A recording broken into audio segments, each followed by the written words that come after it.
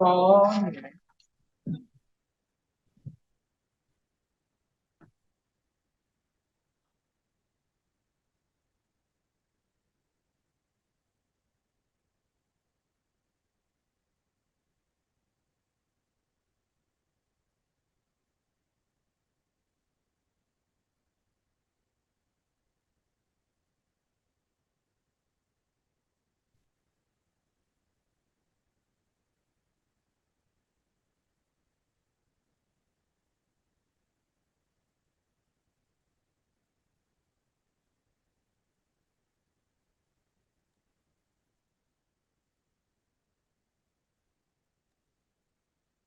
¿Qué tal? Hola, muy buenas tardes.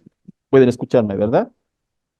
Sí, ¿Cómo está? Muy buenas tardes, estimados participantes. A nombre de la Corporación Atómica SRL, es un honor darles la bienvenida a este seminario web que lo hemos titulado Efectos radiobiológicos de las radiaciones ionizantes en la salud de los trabajadores, evaluación y prevención. No es un seminario cuyo objetivo es tener la oportunidad de conectar con profesionales, de llegar a todo nuestro país y parte de Latinoamérica para abordar un tema crucial, esto de lo que viene a ser la radioprotección, ¿no?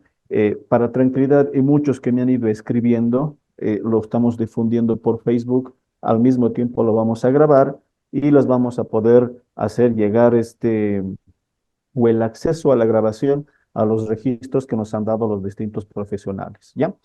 En este sentido, le damos la muy cordial, bueno, y un cordial saludo primero a cada uno de ustedes que se encuentran conectados desde su trabajo, desde cualquier punto de nuestro país, de Latinoamérica. Se ha extendido la invitación para todos, cada uno de ustedes. Y es en ese objetivo que para esta ocasión hemos invitado a la licenciada Analía Radl, que nos transmitirá sus experiencias en este campo. Ella es de profesión, como pueden ver, esta presentación es realmente muy, pero muy resumida respecto a la amplia trayectoria que tiene la licenciada, ¿no? Con maestría en biología molecular médica y un posgrado en protección radiológica y seguridad de las fuentes de radiación, con más de 15 años de experiencia en lo que viene a ser biodosimetría, radiobiología. Actualmente ella trabaja en la Comisión Chilena de Energía Nuclear. Trabajó anteriormente, como pueden comprobar en el resumen, en la Autoridad Reguladora Nuclear de Argentina. Eh, Prácticamente la experiencia incluye en coordinación de proyectos de investigación, docencia universitaria, programas de posgrado, así como misiones como experta técnica del Organismo Internacional de Energía Atómica. Ha participado en diversos congresos, capacitaciones relacionadas con la radiobiología, seguridad radiológica, además que tiene distintos trabajos científicos presentados en congresos internacionales. Realmente podríamos estar horas y horas y horas dándole ese resumen, licenciado. Le doy la muy cordial bienvenida y bueno, ya está en modo coanfitrión y le doy y le cedo la palabra y a la presentación del día de hoy. Muchísimas gracias por escucharme y le damos la cobertura a la licenciada Analia. Muchas gracias, licenciada. muchas gracias por la presentación. Bueno, muy amables a todos por estar presente en este curso que es tan importante, siempre estar familiarizados, ¿no? Con los efectos biológicos de las radiaciones ionizantes, de las distintas calidades de la radiación. Eso nos va a permitir tomar e implementar las medidas de protección radiológicas adecuadas, conociendo y estudiando los efectos biológicos de las radiaciones ionizantes. Bien, voy a compartir pantalla. Bien, ahí se puede ver la pantalla. Bien. Bueno, damos comienzo. Gracias por responder. Muchas gracias. Bueno, bien. Muchas gracias de nuevo por la presentación que me hicieron. Bueno, vamos a dar comienzo al curso de efectos biológicos de las radiaciones ionizantes. También vamos a abordar temas de protección radiológica y seguridad de los trabajadores que se encuentran ocupacionalmente expuestos a las radiaciones ionizantes. Aquí, bueno, pueden ver el índice de esta presentación. Vamos a dar una breve introducción, luego vamos a abordar los temas referidos a radiobiología. también efectos determinísticos o reacciones tisulares, efectos estocásticos. Resumidamente, también vamos a conversar acerca de la irradiación prenatal. Y por último, vamos a enfocarnos en las medidas de protección individual, ¿sí? En cuanto al equipo de protección personal, medidas de control y prevención, monitoreo de la exposición ocupacional. Y para finalizar este curso, vamos a describir un estudio de caso, ¿sí? Entonces, a modo de introducción, aquí pueden visualizar una línea de tiempo, ¿sí? Con las primeras observaciones de los efectos de las radiaciones ionizantes. En el año 1895, como pueden ver, Röntgen descubrió los rayos X. En 1896 se publicó el primer reporte de las primeras quemaduras en piel, y también se publicó el primer uso de los rayos X en tratamiento del cáncer. Por otro lado, muy importante, Becquerel descubrió la radiactividad en ese mismo año. Y en 1902 se dio a conocer el primer reporte de cáncer inducido por rayos X. Por último, en 1911 también se publicó el primer reporte de leucemia en humanos y cáncer de pulmón por exposición ocupacional, y 94 casos de tumores fueron reportados en Alemania, ¿sí? De los cuales 50 correspondían a radiólogos. En este sentido, bueno, como ustedes saben, las fuentes de radiación tienen muchas aplicaciones beneficiosas en el ámbito de la medicina, de la investigación, en el ámbito industrial, y bueno, y como resultado, los trabajadores, los investigadores, ¿no? Y los pacientes están expuestos a radiación ionizante. Entonces, es necesario tener un conocimiento de los efectos biológicos de las radiaciones ionizantes a fin de poder tomar las medidas, ¿sí? Pertinentes, las medidas de protección radiológica, y también optimizar estas medidas, ¿sí? Entonces, vamos a abordar ahora los temas básicos de radiobiología. Seguramente alguno de ustedes está familiarizado con esto. En este sentido, lo que podemos decir es que las radiaciones ionizantes producen tanto excitación como ionización de los átomos, y lo que va a provocar, ¿sí? Son efectos a nivel de las moléculas biológicas que componen la célula, ocasionando daños en la estructura celular. Si bien todas las estructuras de la célula pueden verse dañadas y pueden verse afectadas por la radiación ionizante, nos vamos a concentrar en el núcleo, ya que allí se aloja la molécula de ADN, que es el blanco principal de las radiaciones ionizantes. ¿Y por qué es tan importante y tan relevante la molécula de ADN? Bueno, justamente porque contiene toda la información genética codificada en su secuencia. O sea, a partir de la información contenida en la molécula de ADN, ¿sí? Se procede a hacer la síntesis de proteína, y esa proteína va a cumplir una función determinada en nuestro organismo. Entonces, aquí muy resumidamente podemos ver la estructura de la molécula de ADN. Tenemos la figura espacial y la estructura molecular. Bueno, como pueden ver, es una doble hélice enrollada sobre sí misma, ¿sí? Y lo que... Perdón, si los que tienen el micrófono encendido, si los pueden mutear para que no haya ruido de fondo. Gracias. Bien, entonces aquí vemos la estructura de la molécula de ADN. Como les decía, es una doble hélice enrollada sobre sí misma. Está formada por bases nitrogenadas, adenina, timina, citosina y guanina. Son complementarias entre sí, se unen a través de puentes de hidrógeno, siempre que están unidas de esta manera, la adenina con la timina, la citosina con la guanina. Esto conforma las bases nitrogenadas, y tenemos los nucleidos que están formados por las bases nitrogenadas, el azúcar y el grupo fosfato, ¿sí? Entonces, cualquier cambio, cualquier modificación, ¿sí? En la configuración de esta molécula, ¿sí? Se va a ver afectada la información que va a transmitir, ¿sí? Y por lo tanto, la síntesis de esa proteína, se va a sintetizar una proteína con una función errónea, ¿sí? Con una función que no es la original, si la molécula de ADN se ve afectada por el paso de la traza ionizante. Entonces, aquí un poco a modo de resumen, el ADN humano está contenido en 23 pares de cromosomas, ¿sí? Aquí vemos la estructura de un cromosoma, ¿sí? Visto con microscopía de alta resolución. El cromosoma es la molécula de ADN, es en su máximo estado de compactación. Cuando está en su máximo estado de compactación, se puede visualizar como cromosoma, con esta estructura, con dos cromatías hermanas, con una construcción primaria. Perdón, ¿alguien habló?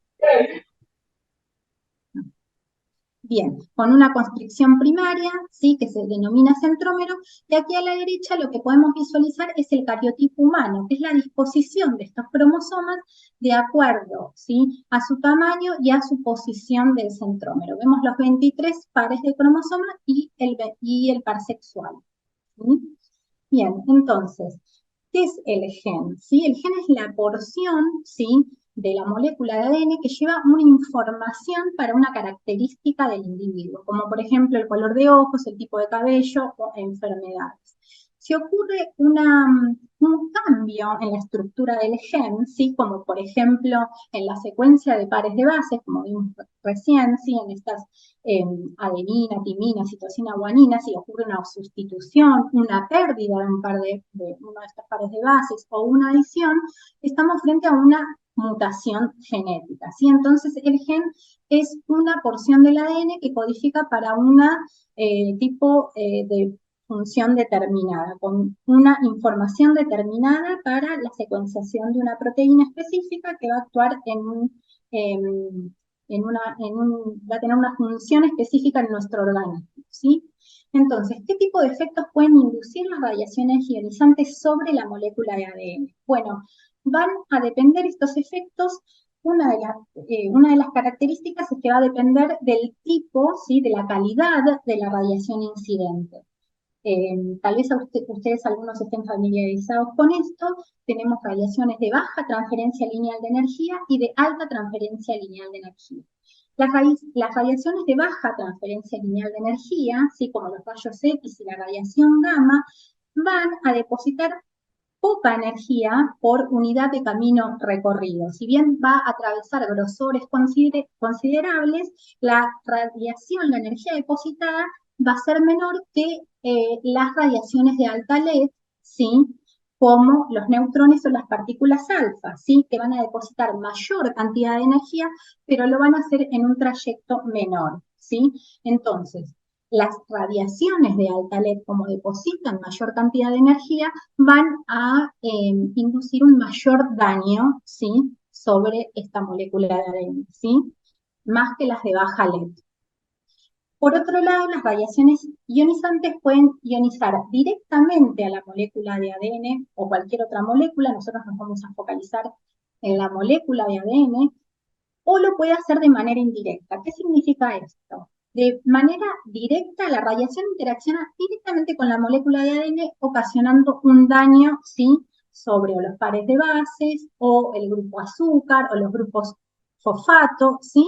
Y la manera indirecta de actuar es cuando la radiación ionizante interacciona con la molécula de agua. Como ustedes saben, los organismos vivos estamos formados casi por el 80% de nuestro organismo estamos formados por moléculas de agua, ¿sí?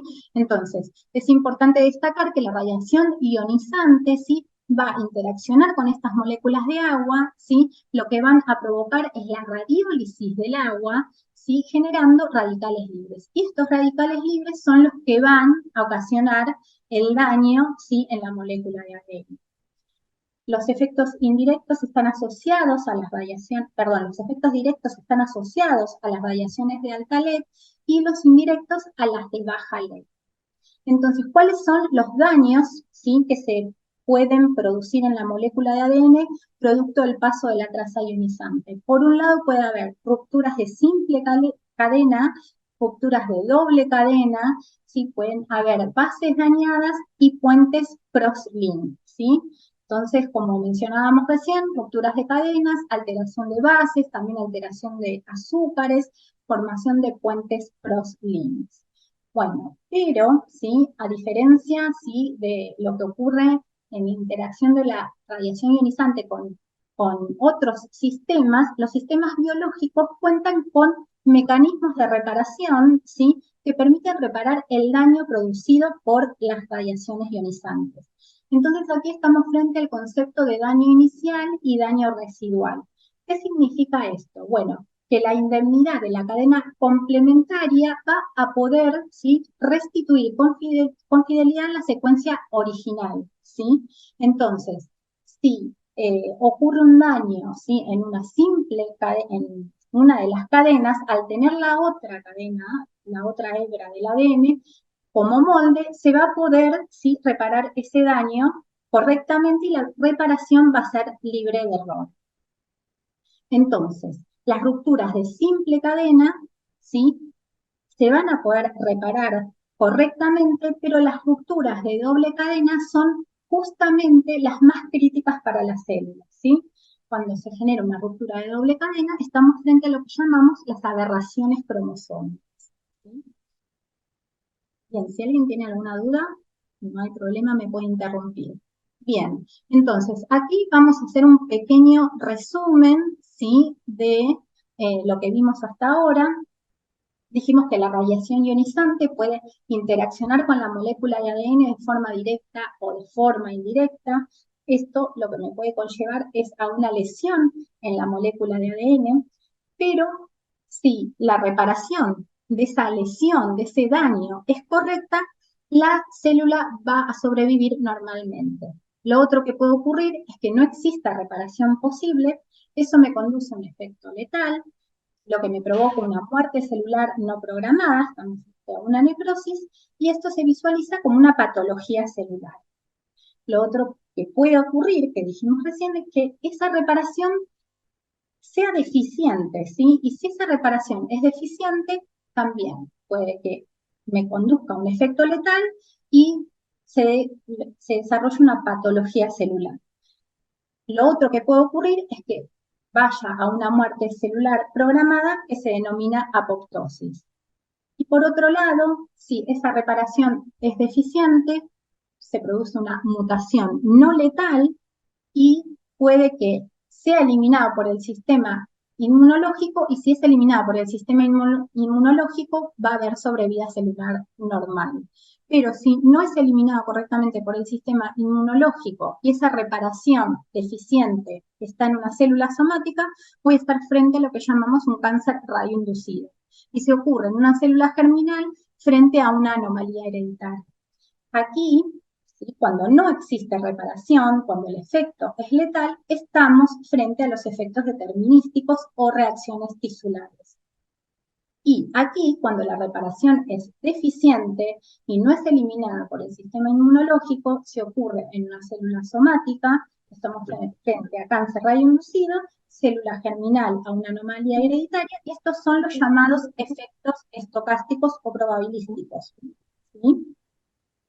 Bien, entonces, ¿cuáles son las células que son más radiosensibles? Bueno, en el año 1906, dos médicos franceses, Bergonitre y Bonneau, estudiaron los efectos de las radiaciones ionizantes sobre los tejidos de ratones y postularon que las células que son más radiosensibles son las células con mayor actividad mitótica, esto significa mayor reproducción, las células con menor diferenciación, que son las células madres o las células progenitoras, y las células con mayor actividad metabólica.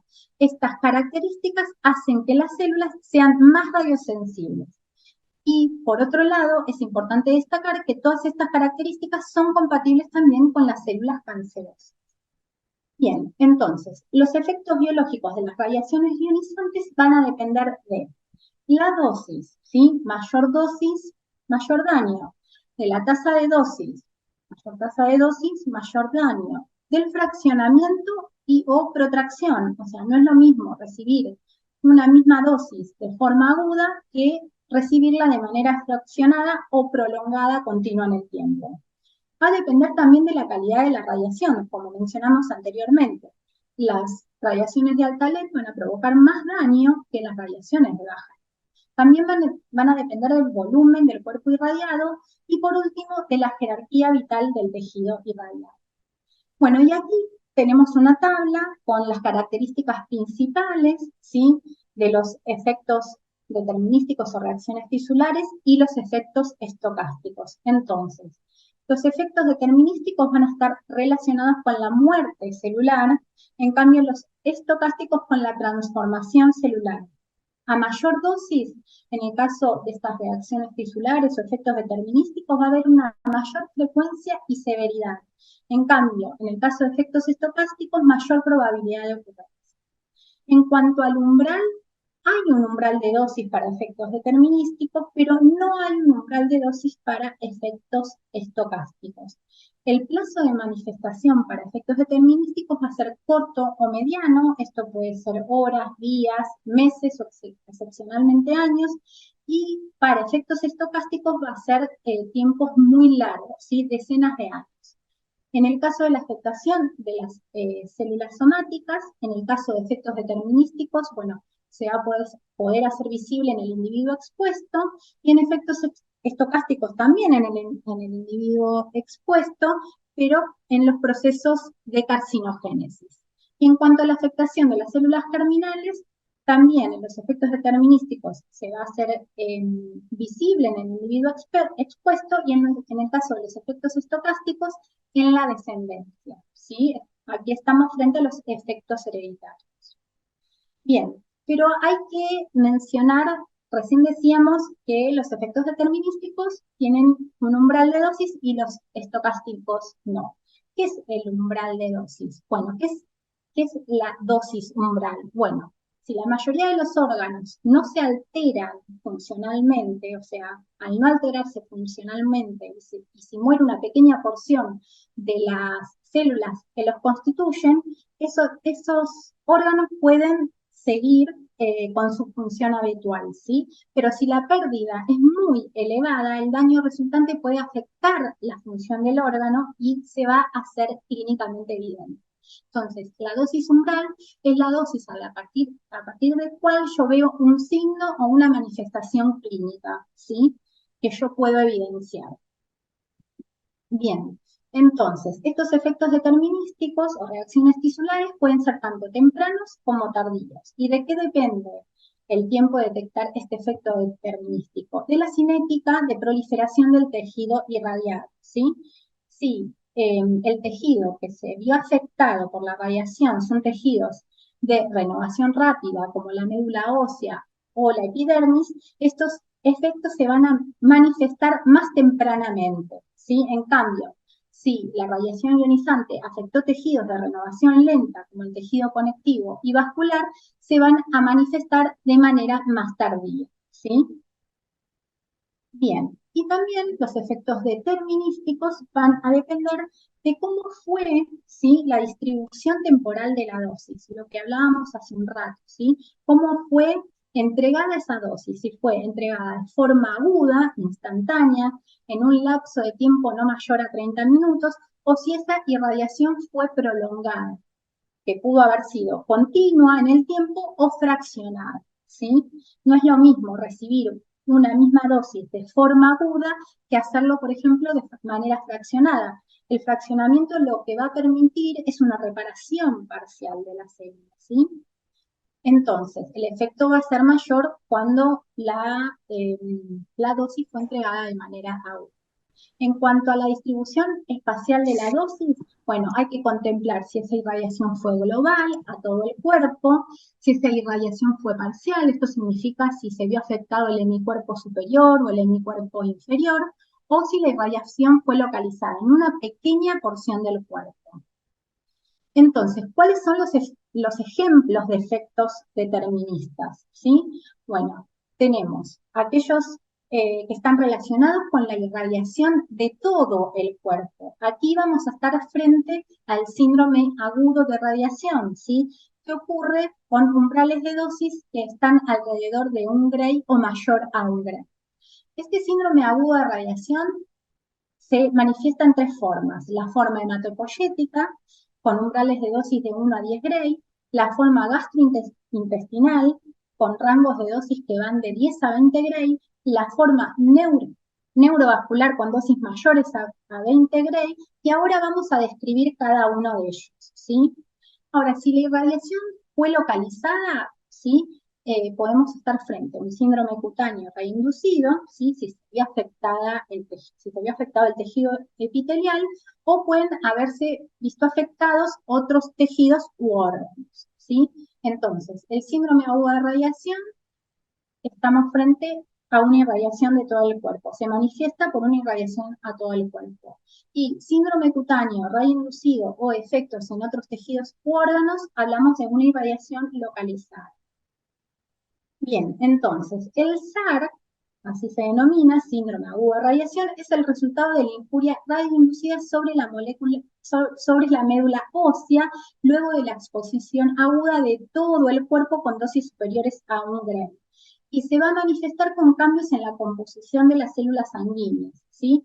Y la severidad justamente va a depender, ¿sí?, de la dosis que haya recibido ese individuo. Y evoluciona clínicamente en 4 fases sucesivas. En la prodromal son los primeros signos y síntomas que se hacen evidentes, como los vómitos, la cefalea, ¿sí? Luego tenemos un periodo de latencia, la fase crítica o periodo de estado, y la fase de recuperación o muerte. Entonces, aquí vamos a describir, ¿sí?, la forma hematopoyética. Recordemos que estamos en el rango de 1 a 10 Gray, en donde los elementos de la sangre van a disminuir con el correr, ¿sí?, de los días. Y como consecuencia, esto es consecuencia de la muerte de las células progenitoras en médula ósea, ¿sí? Entonces, lo que se va a provocar son las infecciones, las hemorragias, la anemia, la pancitopenia. Y aquí es importante destacar que los linfocitos de sangre periférica son extremadamente radiosensibles y van a morir por apoptosis precozmente. Entonces, el hecho, ¿sí?, de que haya eh, una disminución muy abrupta de los linfocitos, el riesgo va a ser que haya una inmunosupresión. Entonces, el umbral de dosis para que haya una aplasia medular, ¿sí?, es de 2 Gray. Entonces, cuando la persona estuvo expuesta a radiación ionizante, una exposición a cuerpo entero, dijimos, ¿sí?, a todo el cuerpo, es importante hacer una buena estimación de la dosis, porque si supera esas dosis de 2 Gray, el médico tratante tiene que accionar inmediatamente, porque tiene que dar el tratamiento adecuado. Este puede ser o puede ser un trasplante de médula ósea, o necesita tal vez el paciente, ¿sí?, acceder a factores, necesita incorporarle factores de crecimiento medular el médico para que haya una recuperación de la médula ósea, ¿sí? Es importante en este tipo de exposiciones, ¿sí?, tratar de conocer cuál fue la dosis recibida para no llegar a una aplasia medular. Bien, y aquí pueden visualizar en este cuadro las características de la forma hematopoyética del SAR, ¿sí?, la fase prodromal, que son los primeros signos y síntomas observables, como la anorexia, náuseas, vómitos, ¿sí?, ocurren luego de 2 o 3 semanas post-exposición, ¿sí?, post-irradiación. Y bueno, en la fase de depresión medular lo que ocurre es púrpura, hemorragia y susceptibilidad a infección. Y bueno, la patología fundamental justamente es la aplasia medular, la leucopenia, o sea, la disminución de los glóbulos blancos, la trombopenia y la anemia.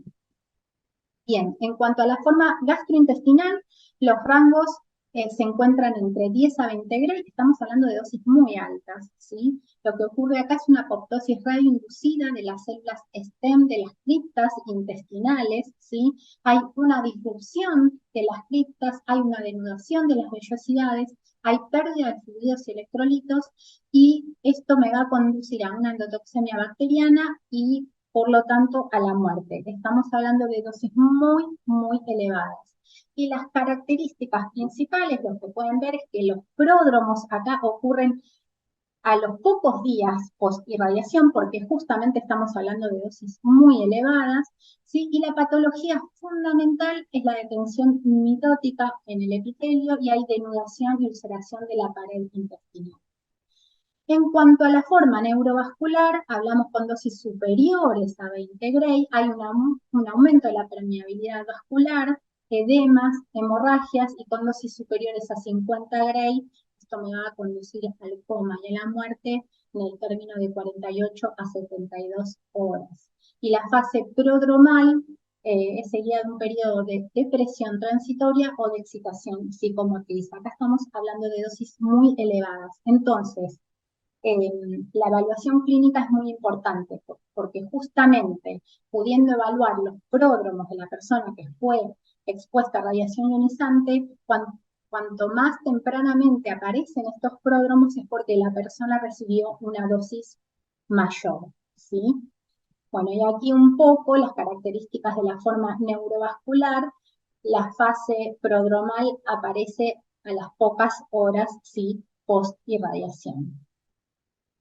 Bien, entonces, ¿cuál es la forma de estimar la dosis, ¿sí? En el caso de estar frente a una persona que estuvo expuesta a radiación ionizante al cuerpo entero y sufrió un síndrome agudo de radiación? Bueno, a través de la dosimetría clínica, como hablamos recién, síntomas y signos, a través de evaluar indicadores hematológicos, o sea, evaluar justamente estas variaciones en el número de las células de la sangre, los linfocitos, las plaquetas, los glóbulos rojos. Por otro lado, también haciendo un análisis bioquímico, ¿sí? Evaluando las fluctuaciones que hay de metabolitos en la orina y en sangre, por medio de la aplicación de otras metodologías y ensayos como la dosimetría biológica citogenética, ¿sí? En este sentido, la dosimetría biológica citogenética se hace a partir de una muestra, se requiere una muestra de sangre del paciente y se evalúa, ¿sí? La frecuencia, la cantidad de aberraciones cromosómicas inducidas por la radiación ionizante y tiene un nivel de detección este ensayo de 100 miligray para baja transferencia lineal de energía. También por dosimetría física, utilizando fantomas y o modelos matemáticos, empleando también la resonancia paramagnética electrónica a través de muestras de esmalte dental, huesos, uñas y otros materiales, y si hubo exposición a neutrones, haciendo una medición en contador de cuerpo entero, ¿sí? Y medición de fósforo 32 en pelo y lana, y productos de activación neutrónica en metales. Bueno, esta es la forma de hacer una buena estimación de la dosis frente a una exposición, a una irradiación, ¿sí? A cuerpo entero, ¿sí? Esto puede ser tanto externo, por exposición externa a la radiación ionizante, o por incorporación interna de algún radionucleido con distribución uniforme en el organismo, como el tritio, que se distribuye en el agua, o el cesio 137, que se deposita en la masa muscular. Ahora bien, hablamos que también si la irradiación era localizada, podíamos estar frente a lo que llamamos el síndrome cutáneo radioinducido, si es que se vio afectado el sistema epitelial, ¿sí? El epitelio. Entonces, el síndrome cutáneo radioinducido es el conjunto de síntomas y signos observables luego de la irradiación localizada de la piel, ¿sí?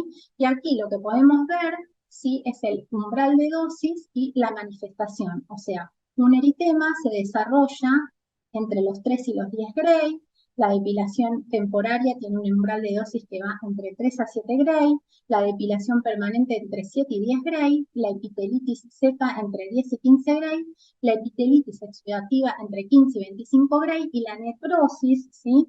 Con dosis superiores a 25 Gray. Estamos hablando de una irradiación localizada. Bueno, aquí podemos ver un ejemplo, ¿sí? Está la cronología, ¿sí? De las manifestaciones desarrolladas en la mano de un trabajador, ¿sí? Que tomó una fuente de iridio 192 con la mano. Bien, estaba leyendo el chat, perdón. Entonces este trabajador tomó una fuente de iridio 192 con la mano. Espera que me recogen mis galletas. ¿Qué recogen mis galletas? No sé por qué. ¿Alguien hizo alguna pregunta? Bien, entonces lo que se puede ver es que se formó un eritema en el día 18 post irradiación, no sé si lo pueden ver en esta zona, ¿sí? A los 18 días post irradiación, sí se manifestó un eritema. Luego se desarrolló una flectena a los 25 días post-irradiación, ¿sí? Aquí la pueden visualizar, una epitelitis húmeda 32 días post-irradiación y una restauración, ¿sí?, del tejido epitelial 50 días post-irradiación, ¿sí?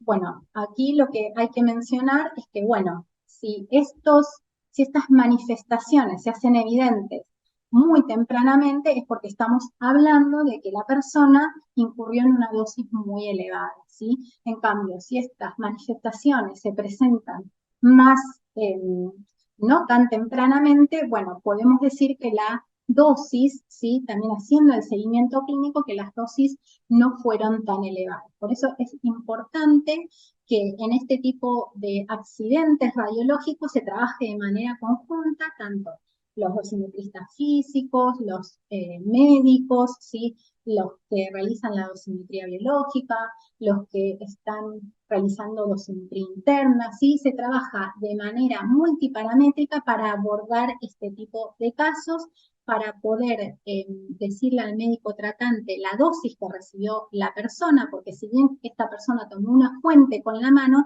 también hubo una componente a cuerpo entero, ¿sí? Entonces hay que evaluar todo.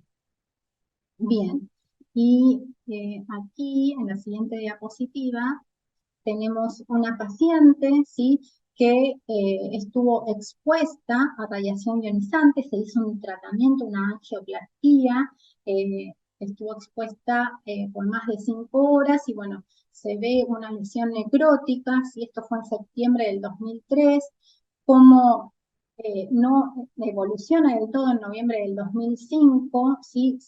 Siempre tienden a tener unas crisis de reagudización, ¿sí? No remite totalmente, ¿sí? Aquí como evolucionó en noviembre del 2005 y en marzo del 2006. Entonces, estos pacientes indican que tienen mucho dolor, ustedes piensen que los vasos se cierran, no hay circulación, ¿sí? Entonces es necesario abordar estas patologías con médicos especialistas y que sean especialistas en síndrome cutáneo radioinducido para dar el tratamiento adecuado, porque si no tienen conocimientos en esta área puede que se confundan con alguna otra patología clínica, ¿sí?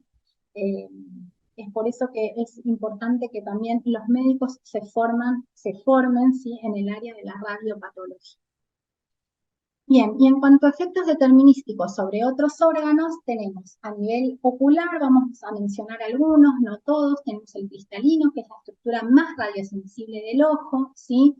El ISRP, que es el Comité Internacional de Protección Radiológica, estableció en el año 2007 los umbrales de dosis para la opacidad detectable del cristalino, en forma aguda, que se encontraba entre 0,5 y 2 Gray, y crónica de 5 Gray, pero luego este comité se reúne periódicamente, se evalúa y se hacen estudios, ¿sí?, y recomienda otro umbral de dosis para que los países lo adopten o no, pero recomienda, ¿sí?, que el nuevo umbral de dosis absorbida, ¿sí?, esto fue en el 2011, sea considerado de 0,5 Gray. Bien, aquí tenemos qué es lo que ocurre en los órganos de reproducción. Bueno, en los órganos de reproducción tenemos el órgano reproductor femenino, el ovario es el órgano más radiosensible del aparato reproductor femenino. Aquí podemos ver los umbrales de dosis para estos efectos determinísticos. Para una exposición aguda se produce la esterilidad en un rango de 2,5 a 6 Gray, y una exposición fraccionada prolongada, la esterilidad se produce a los 6 Gray, y va a ser dependiente de la edad. En cuanto a los órganos de reproducción masculino, el testículo es el órgano más radiosensible del aparato reproductor masculino. Los umbrales de dosis se encuentran para una esterilidad temporal alrededor de 0,15 Gray, es bastante pequeño este umbral, para una esterilidad permanente entre 3,5 y 6 Gray de manera aguda, y se expresa a los 45 días en el espermograma del paciente, ¿sí? Importante tener en cuenta el umbral de dosis, ¿sí?, es de 0,15 Gray de manera aguda, ¿sí? es bastante pequeño ese umbral. Bueno, ahora vamos a abordar todo lo que son los efectos estocásticos. Recordemos que los efectos determinísticos estaban asociados a la muerte celular, pero los estocásticos estaban asociados a la transformación celular. Entonces, las células irradiadas sufren un daño que no es reparado o es mal reparado, ¿sí? Pero no mueren, sino que van a sobrevivir con esa transformación en su genoma y van a mantener su capacidad reproductiva. Entonces, la probabilidad de ocurrencia de estos efectos estocásticos es proporcional a la dosis recibida, pero no hay un umbral de dosis. Los efectos estocásticos no poseen umbral de dosis. Si esto ocurrió en una célula somática, estamos frente a un cáncer radioinducido, y si ocurrió en una célula germinal, sí, estamos frente a un efecto hereditario. ¿Sí? Entonces, recordemos, efectos estocásticos están asociados a la transformación celular, o sea, la célula sobrevive con un daño, ¿sí? Que no fue bien reparado, ¿sí? Bien, entonces, para hablar un poco de los efectos estocásticos, ¿sí? Y más específicamente del cáncer radioinducido, como ustedes saben, el cáncer es una enfermedad con una incidencia espontánea muy elevada, y esta incidencia se encuentra alrededor del 20 al 25% si se consideran todos los cánceres en su conjunto. Pero si se considera cada sitio de cáncer en particular, hay una gran variabilidad entre los países. Entonces, la exposición a la radiación solo va a poder incrementar esta tasa espontánea, ¿sí? Que ya es muy elevada, ¿sí? Bien, entonces, desde el punto de vista biológico, el cáncer radioinducido no presenta diferencias respecto del cáncer que aparece espontáneamente en una población dada. Y es algo relevante para destacar que hasta el momento no existe ningún indicador biológico, ningún bioindicador que me permita demostrar con certeza que un cáncer determinado ha sido o no inducido por la radiación. Entonces, la cuantificación del riesgo de cáncer radioinducido en humanos se va a basar fundamentalmente en los estudios epidemiológicos, ¿sí? Que van a comparar los riesgos entre poblaciones expuestas y poblaciones no expuestas. Entonces, aquí tenemos, por ejemplo, el estudio que se hizo, producto del accidente de Hiroshima y Nagasaki.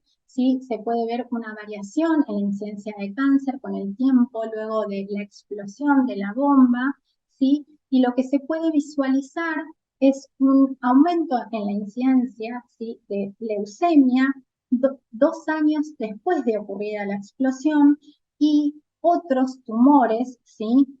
Tumores sólidos, por ejemplo, se manifestaron 10 años posterior, ¿sí? A la explosión. Entonces, esto significa que hay algunos cánceres que son más radiogénicos que otros, como por ejemplo, que son más radiogénicos y se manifiestan más tempranamente son la leucemia, el cáncer de tiroides, ¿sí? Bueno, luego sigue el cáncer de pecho, ¿sí? Entonces hay que tener en cuenta que hay cánceres que son más radiogénicos que otros, ¿sí? Bien, y aquí se presenta un estudio que se hizo en Chernóbil, como producto del accidente de Chernóbil. Se evaluaron a los niños, ¿sí? En las distintas poblaciones, las poblaciones más cercanas al accidente, ¿sí? Y se vio también un aumento del caso de niños con cáncer de tiroides, ¿sí? Un aumento en la incidencia de cánceres en las poblaciones que estaban más cercanas a la central nuclear. Esto fue, lo detectaron rápidamente porque los niños no sufren, o sea, el cáncer de tiroides no es normal, no es muy común de manifestarse en niños. Y esto, a partir de este accidente, se pudo observar un aumento en la incidencia, ¿sí? De estos niños menores a 15 años. Al momento del diagnóstico. Por otro lado, en cuanto al mismo accidente, también se evaluó al grupo de las personas que estuvieron involucrados en los trabajos de emergencia y recuperación luego del accidente, entre el periodo 1986 y 1987, cuando las exposiciones fueron más altas, o sea, las dosis efectivas se encontraban alrededor de 100 milisievert. Y lo que se observó fue un aumento de las cataratas, ¿sí? Y de la leucemia, ¿sí? Entonces, bien, gracias a poder, o sea, gracias a estos estudios epidemiológicos, ¿sí? Es que se obtienen los coeficientes de riesgo de cáncer, que para el público se encuentran en el orden de 5% por ciber, hablando de una población de 0 a 90 años, y en los trabajadores de 4% por ciber, para una población de 18 a 65 años de edad. Entonces, estos coeficientes de riesgo se utilizan con fines de protección radiológica y se obtienen a partir justamente de estos estudios epidemiológicos. Y bueno, y en cuanto a efectos hereditarios, ¿sí? Es una condición patológica que va a surgir como consecuencia de un daño genético, pero ocurrido en una célula germinal y va a ser transmitida a la generación siguiente, ¿no? Los daños genéticos van a ocurrir debido a estas alteraciones, estas mutaciones en la estructura o en la regulación de los genes o en las células germinativas. Y se ha estimado que alrededor del 9% de los recién nacidos vivos tiene una malformación congénita u otro desorden con origen genético. Y también aquí se hizo un estudio en humanos, se hizo seguimiento, ¿sí? De poblaciones expuestas a radiación ionizante para determinar los coeficientes de riesgo. Al igual que el cáncer radioinducido, para los efectos estocásticos no existe tampoco un indicador que me esté a mí dando cuenta de que ese efecto hereditario sí haya sido producto de que la persona haya estado expuesta a radiación ionizante. Y el riesgo total de efectos hereditarios hasta la segunda generación es de 0.5% por ciber para la población genéticamente significativa, o sea, para la población reproductiva, y el riesgo total de efectos hereditarios hasta la segunda generación es de 0.2% por ciber para toda la población. Bien, hasta aquí vamos bien. No sé si tienen alguna duda con respecto a esta primera parte. Si alguien tiene alguna pregunta. Bien, seguimos. Entonces, vamos ahora a introducirnos en lo que son los efectos de las radiaciones ionizantes sobre el embrión y el feto. ¿Qué ocurre aquí? ¿Qué efectos pueden ocurrir? Bueno, los mismos. Pueden ocurrir efectos determinísticos y efectos estocásticos, ¿sí? Y los riesgos se van a relacionar con la dosis absorbida y con la edad gestacional, ¿sí? El momento del desarrollo embriofetal en que ocurre una exposición va a condicionar la radiosensibilidad y el espectro de efectos esperables.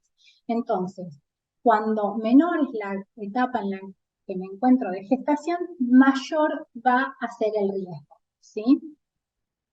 Entonces, en la etapa preimplantacional, durante los primeros 10 días ocurren fenómenos de división celular, mitosis, ¿sí? Sin diferenciación. Y la radiación lo que va a producir es un efecto de todo o nada, ¿sí? Esto significa que o va a fallar la implantación, va a haber una muerte diferida del huevo o va a haber una supervivencia sin anomalías, ¿sí? Y en el periodo fetal temprano, bueno, aquí es importante mencionar que se desarrolla el sistema nervioso central, ¿sí? Entonces, esta secuencia ordenada de eventos, ¿sí? Lo que provoca es la proliferación y la migración y la diferenciación de las células y sus funciones dependen de la correcta distribución espacial y comunicación temporal. En este periodo fetal temprano, justamente se desarrolla el sistema nervioso central. Y lo que puede ocurrir, sí, es el retraso mental severo, ¿sí? Entre la semana 8 y la 15 de edad gestacional, hay un 40% por Gray de probabilidad de que ocurra este retraso mental severo con un umbral de dosis de 200 miligray, y entre la semana 16 a 25 un 10% por Gray, con un umbral de dosis de 500 miligray. Y hay otras alteraciones que se pueden provocar como las microcefalias, las convulsiones, ¿sí? La disminución de la talla, del peso del recién nacido y el retraso en el crecimiento y en el desarrollo. Y para el periodo fetal tardío, después de la semana número 25, el principal efecto de las radiaciones ionizantes en este periodo es la carcinogénesis, que no presenta un umbral de dosis, ¿sí?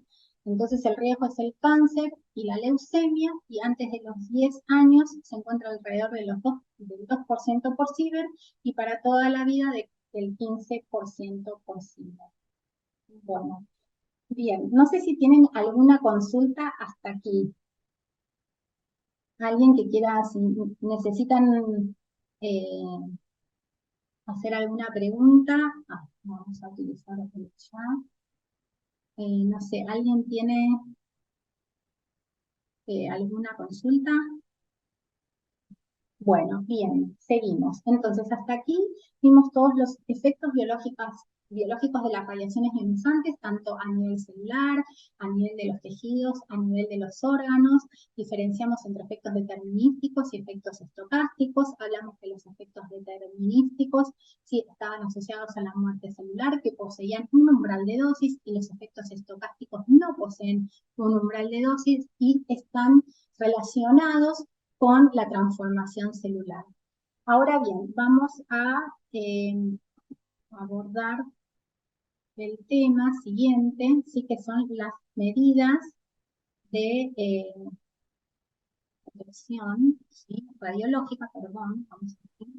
Y lo que Licenciadita, sí, licenciadito, por favor, antes de sí, que pase, hay una consulta en el chat de sí, técnico radiólogo Michael Rivera. sí. Señala para rayos X a embarazadas en proyecciones para tórax es recomendable porque solo en casos de fractura se podría tomar, ¿cierto? Pregunta, ¿no? Bueno, acá hay que evaluar, digamos, primero no se recomienda hacerle radiografía de tórax, o sea, no se recomienda hacerle una placa de tórax a una persona que está embarazada. Eso lo va a evaluar el médico si realmente es necesario hacer ese procedimiento o no.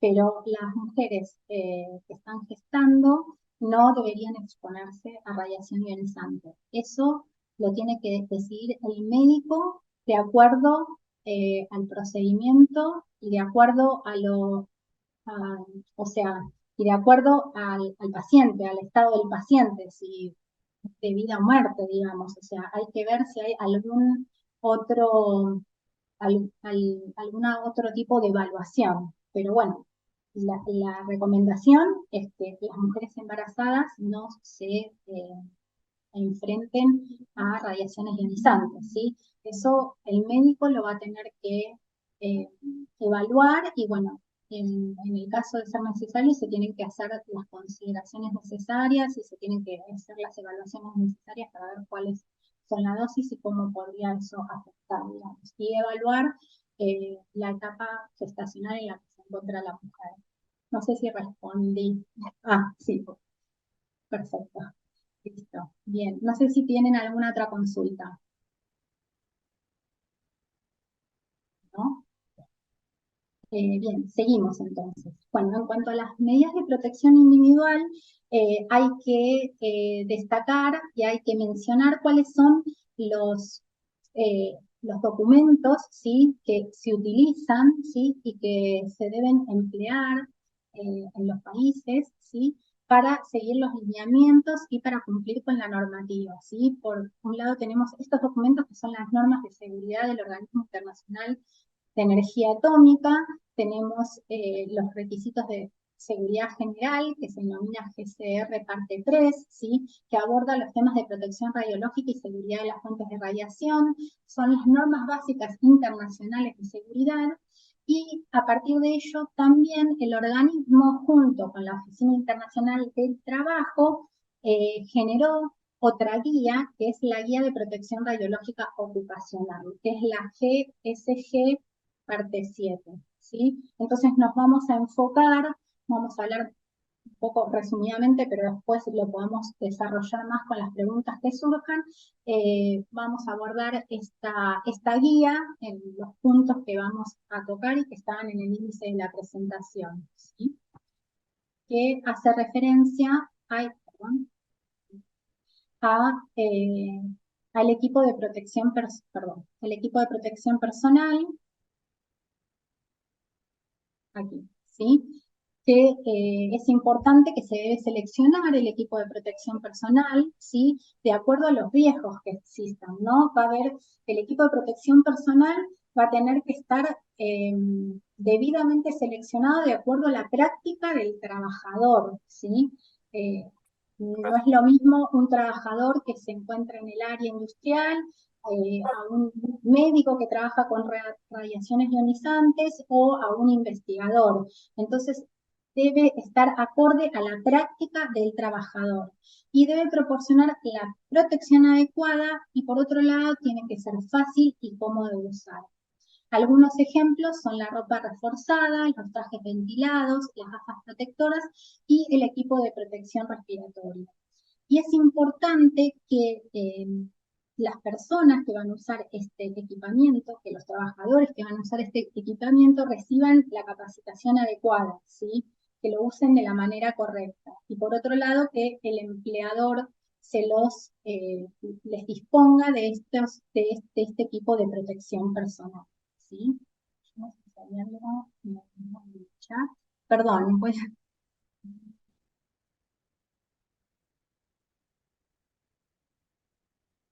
Ah, perfecto. La voy a contestar al final, así sigo con este tema y después contesto esta pregunta que me hizo Elis, ¿sí? ¿Puede ser? Bien, entonces, el equipo de protección personal tiene que ser adecuado a la práctica que realiza el trabajador, perdón, ¿sí? Y tiene que recibir el trabajador la capacitación adecuada para el uso correcto, ¿sí? Y en la siguiente diapositiva lo que podemos ver son algunos ejemplos, ¿sí? Tenemos el delantal plomado, ¿sí? El collarín plomado, ¿sí? Para proteger la tiroides, las gafas plomadas y los dosímetros. No olvidarse de utilizar los dosímetros personales, ¿sí? Está el dosímetro para cuerpo entero, que pueden ser dosímetros de tipo TLD, dosímetros de lectura directa, los anillos, ¿sí? Más que nada para aquellos trabajadores, por ejemplo, del ámbito de la medicina nuclear, los dosímetros que se utilizan, ¿sí? Para a la altura del ojo, ¿sí? Que tal vez los utilizan más que nada los médicos que hacen cirugías radioguiadas. Entonces, utilizar todos los elementos de protección personal, ¿sí? Y también solicitarlos, ¿no? Eso es importante. Y bueno, y en cuanto a las medidas, ¿sí? De control, ¿sí? En cuanto a las medidas de control, hay que tener en cuenta que existen distintos tipos de controles. Están los controles tecnológicos y los controles administrativos. Los controles tecnológicos se van a ampliar cuando las características físicas del diseño de una instalación no proporcionen la seguridad suficiente, ¿sí? Entonces, se aplican estos controles tecnológicos adicionales, ¿sí? Que están basados en los sistemas y componentes de la instalación, ¿sí? Para proteger a las personas. Y son, por ejemplo, los sistemas de ventilación que tiene que tener una instalación, las campanas extractoras, las cajas de guantes y blindajes. Otros controles que pueden ser utilizados son los controles administrativos, ¿sí? En los lugares de trabajo en que haya zonas con niveles posiblemente altos de exposición a la radiación y no se disponga de ningún otro medio de control viable, la rotación en el trabajo puede ser un control administrativo para restringir la exposición de los trabajadores, pero no se debe abusar de esta medida. Esto es en un caso extremo, porque en realidad lo que hay que hacer no es rotar el personal, sino adecuar la instalación, ¿sí? Teniendo en cuenta todos los controles tecnológicos que mencionamos antes, sistemas de ventilación, campanas, cajas de guantes y blindajes.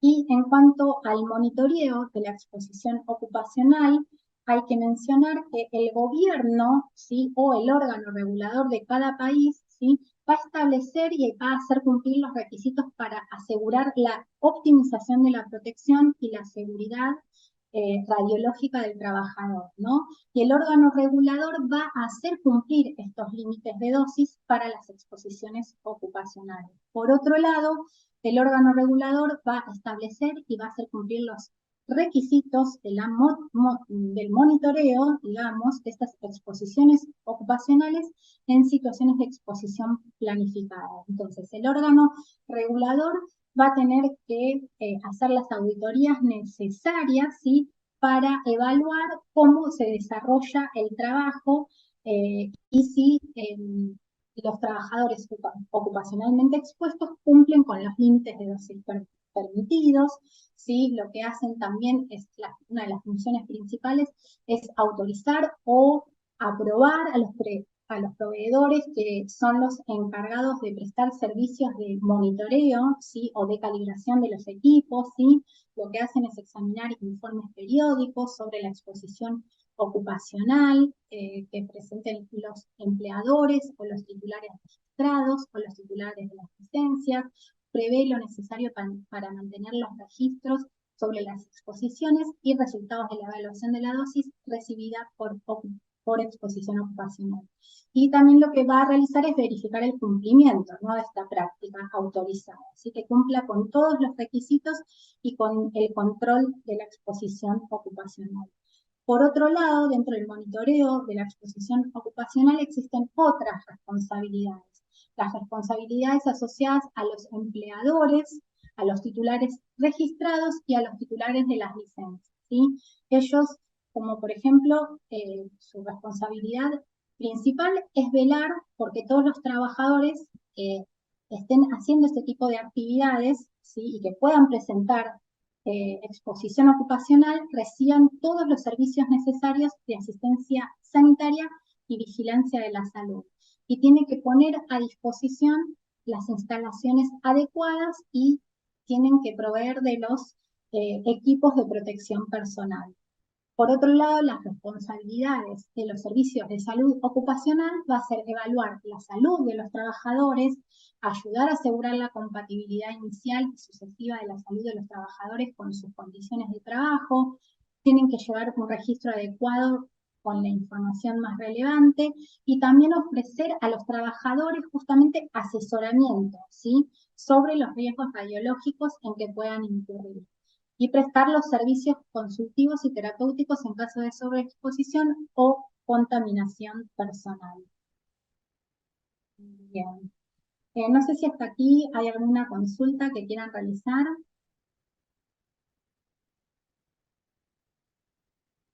Algo que necesiten consultar. A veces, perdón, la presentación. Ahí. ¿Alguien que tenga alguna duda? Si quieren vamos a la pregunta de Denise, que dice, en caso de que una paciente se realizó una radiografía de pelvis sin saber que estaba embarazada, pero después se entera, ¿cuál es el riesgo que tendría si estaría entre las 3 primeras semanas de embarazo? Bueno, obviamente que va a estar dado por los efectos determinísticos, en las primeras semanas es el efecto de todo o nada, o sea que se puede implantar bien el huevo o puede seguir el embarazo con normalidad y bueno, se van a tener que realizar las evaluaciones pertinentes de cuál fue la dosis que recibió y se va a tener que hacer el análisis también con los especialistas del área, del órgano regulador, con los que se ocupan de las dosimetrías, ¿sí? Entonces hay que trabajar de manera paramétrica para abordar este tipo de casos. Siempre que suceda algo de estas características, bueno, hay que consultar con los especialistas, ¿no?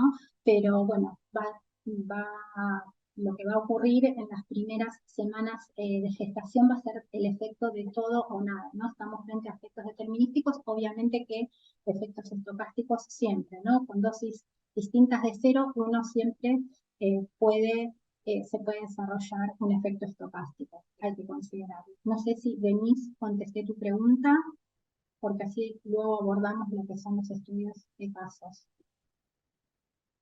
Perfecto. Bien, entonces voy a compartir una pantalla. ¿Alguien más tiene alguna consulta de lo que vimos hasta ahora? ¿No? Entonces, continuamos.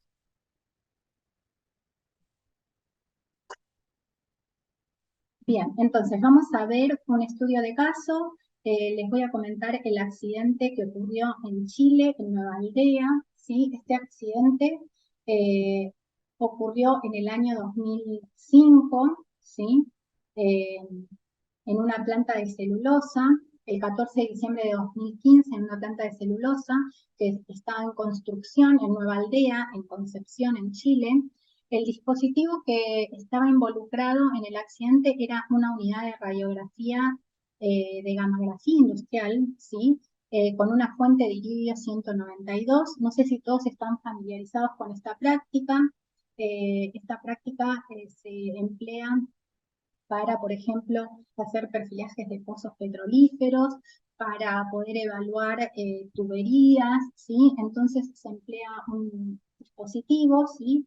Especial que utiliza una fuente de iridio 192. Lo que ocurrió fue que la fuente se desprendió de este equipo al terminar de ser utilizada por el trabajador, ¿sí? Entonces, el dosímetro de alarma del trabajador estaba apagado y entonces no notó que se había desprendido del equipo esta fuente iridio 192. Y al día siguiente, uno de los trabajadores, el trabajador A, específicamente lo vamos a mencionar así, la encontró, no la reconoció como una fuente radiactiva y la guardó en su bolsillo trasero y luego se la mostró a otros trabajadores. El accidente se identificó recién el día 15 de diciembre, o sea, al día siguiente, a las 11:45 horas, por una persona de una empresa finlandesa que llevaba un dosímetro de alarma y esta persona alertó de la situación justo cuando pasó cerca de la oficina del trabajador A. Entonces, cuando se detectó esta situación, se procedió a hacer el rescate de la fuente, se la puso en un contenedor y se procedió a hacer las evaluaciones pertinentes, ¿sí? Bien, cuando se detectó toda esta situación y cuando se evaluó las personas que estaban más involucradas, se llevaron a cabo estudios de dosimetría biológica.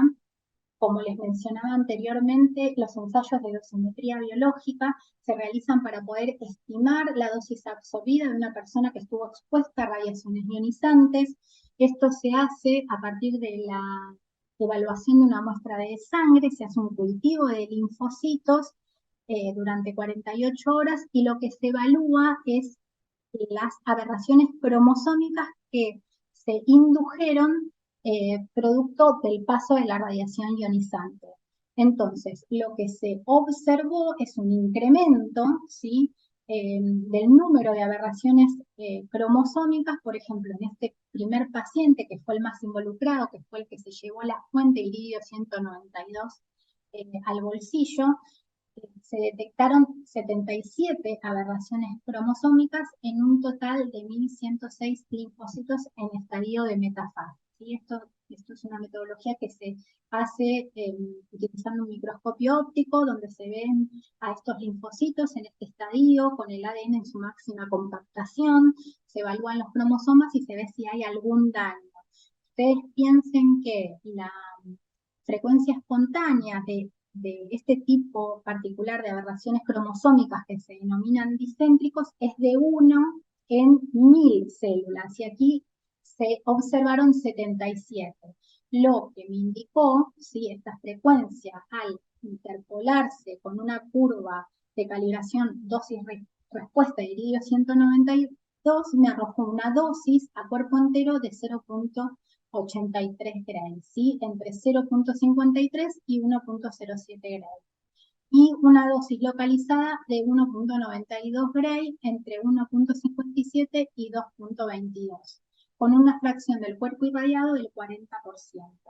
Entonces, aquí, cuando se detectó este accidente, se evaluaron en principio las personas más afectadas, como el paciente A, el paciente B, que también se ve un incremento en la frecuencia de aberraciones cromosómicas, un aumento en la cantidad de aberraciones cromosómicas, con dosis a cuerpo entero de 0.24 Gray. El paciente C recibió 0.17 Gray, perdón, el radiógrafo D 0.17, el radiógrafo E menor a 0.10 Gray, que es el límite de detección del ensayo, el radiógrafo F 0.23 Gray, el radiógrafo H 0.13 y el gerente 1 menor a 0.10 Gray. Fueron evaluadas por esta metodología de dosimetría biológica 45 personas, ¿sí? El trabajador A fue el que estuvo más expuesto. Recuerden que se llevó la fuente a su bolsillo trasero. Y fue trasladado a un hospital especializado en tratar el síndrome cutáneo radioinducido que se encuentra en Francia. Cuando esto sucedió en Chile, se activaron todas las alarmas, también se activó el convenio de pronta notificación con el Organismo Internacional de Energía Atómica y se pidió la asistencia necesaria para abordar, ¿sí?, este accidente y poder dar una respuesta eficaz, ¿sí? El trabajador A, como dijimos antes, fue el más afectado y lo que se vio también es que la distribución de estas aberraciones cromosómicas que se denominan discéntricos en el total de esas células evaluadas indicaba que había una inhomogeneidad. La distribución era inhomogénea, justamente porque fue una irradiación muy localizada. La fuente estuvo en una zona particular que fue en su nalga. Entonces irradió mucho esa zona, pero también era necesario evaluar la componente a cuerpo entero por si incurría en un síndrome agudo de radiación y si se tenía que hacer algún tratamiento del tipo trasplante de médula ósea. Entonces, aquí lo que vemos son las lesiones, ¿sí?, que presentaron los pacientes más afectados, el trabajador A, el B y el trabajador E. Vemos la lesión en la nalga izquierda, con una dosis a cuerpo entero de 0.83 Gray. Si bien por esta metodología de dosimetría biológica también se estimó la dosis localizada, la dosimetría biológica no es, no es muy exacta en cuanto a la determinación de la dosis de forma localizada. Hay que recurrir a otras metodologías como la dosimetría computacional, los modelos matemáticos para poder hacer una buena estimación de la zona que se irradió. Por otro lado, vemos aquí la mano del trabajador, también del trabajador B, también desarrolló una epitelitis con una flictena, y la dosis a cuerpo entero fue de 0.24 Gray, entre 0.0 y 0.42 Gray. Y luego vemos una lesión en el trabajador E, una pequeña lesión, pero a cuerpo entero la dosis fue menor al límite de detección de la técnica, menor a 0.1 Gray, pero presentaba esa pequeña lesión que luego se recuperó. Hubo otras personas expuestas. Cuando se dio aviso de este accidente, el Ministerio de Salud evaluó en total a 233 personas mediante un conteo diferencial de glóbulos blancos. Evaluó a los radiógrafos que vimos en la tabla del inicio, a los trabajadores también del turno noche y a los trabajadores del turno mañana. Y también se realizaron, y a partir de estos estudios clínicos que se hicieron, se identificaron estas 34 personas con dosis estimadas superiores a 100 miligray. Entonces, la reconstrucción física también, y a partir de los estudios que se realizaron en sangre, a partir de estos análisis clínicos, se identificaron estas 34 personas que probablemente podían tener una dosis superior a 100 miligramos. Y también se les llevó a cabo la dosimetría biológica. O sea que se le hizo la dosimetría biológica a esos pacientes iniciales que vieron en la tabla, pero por reconstrucción física y por los análisis clínicos también se incorporaron a estos 34 trabajadores. Y estos ensayos se realizaron de manera conjunta con los laboratorios de Chile, de Argentina, de Brasil, de México, que colaboraron bajo la Convención sobre Asistencia, en este caso, en este accidente, ¿sí?, que ocurrió en Chile.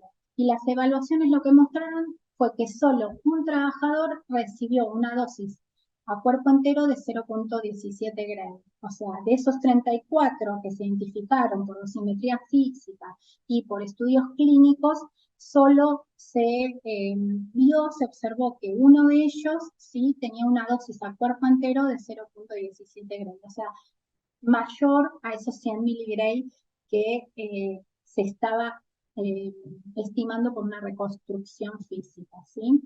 Entonces, en total, por dosimetría biológica, se hicieron 45 evaluaciones, ¿sí? Siete trabajadores presentaron dosis superiores a 1 Gray y todos ellos se incluyeron en este protocolo médico.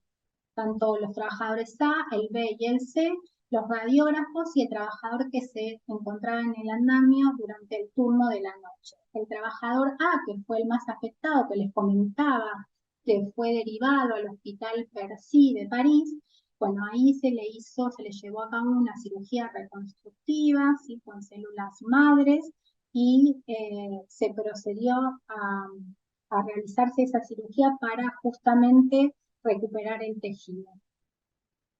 Bien, entonces como conclusiones de este accidente, se incorporaron dos trabajadores más a la cohorte de seguimiento médico, ¿no? Esto fue producto de hacer una buena reconstrucción del escenario, y 36 trabajadores presentaron dosis menores a 0.1 Gray y se sometieron a controles médicos de rutina, pero 9 trabajadores fueron, ¿sí?, tratados con éxito y seguimiento continuo. Fueron esos 9 trabajadores que se presentaban en la tabla que tenían dosis superiores a 0.1 Gray a cuerpo entero.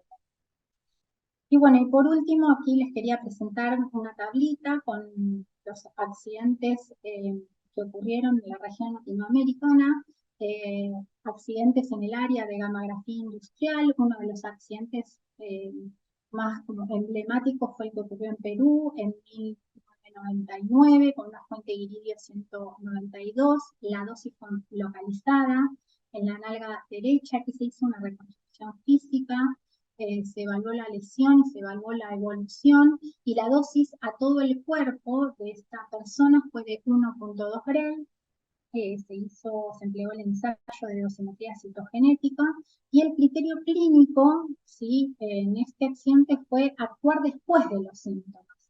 Entonces, lo que ocurrió 6 meses post irradiación fue una cirugía radical. Se tuvo que realizar al paciente una desarticulación de la pierna derecha.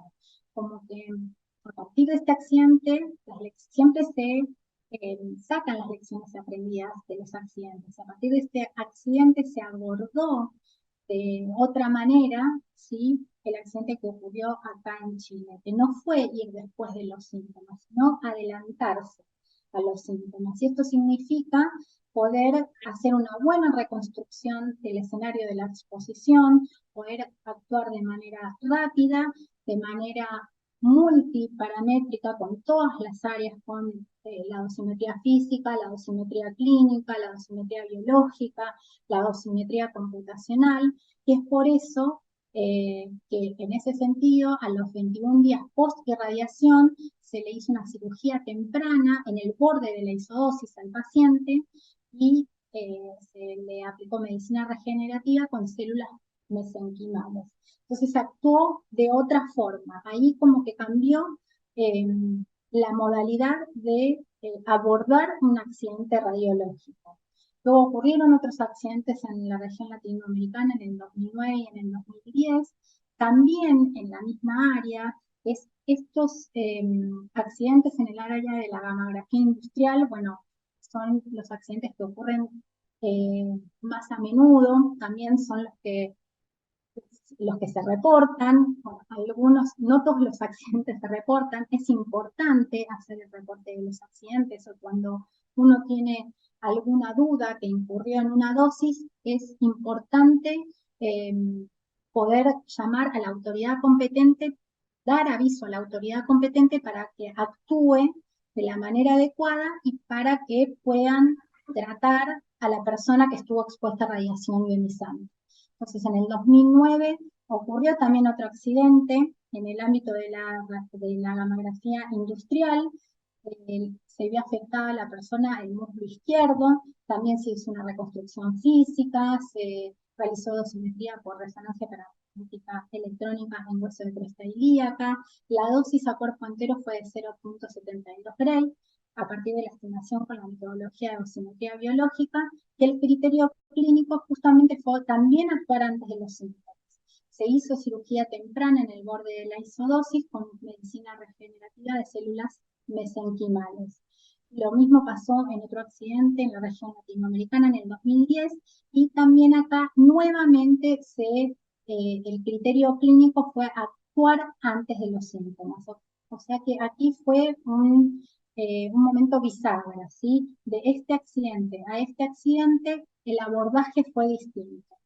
Y bueno, justamente uno tiene que rescatar las lecciones aprendidas y qué es lo que tiene que llevar a hacer, tiene que realizar frente a una situación de estas características. Lo primero, ante todo, es comunicarlo para que se trabaje de la mejor manera posible y de la manera más rápida y eficaz para justamente dar el mejor tratamiento al paciente, el mejor tratamiento a la persona que estuvo expuesta a radiaciones ionizantes. Es importante dar aviso de este tipo de accidentes o incidentes radiológicos, ¿sí? Porque hay que tomar las medidas precautorias. Bueno, con esto aquí terminamos la presentación. Yo no sé si tienen alguna duda, algún comentario. Podemos hablar de lo que ustedes necesitan. Eh, Aquí estoy a su disposición. Voy a dejar de compartir.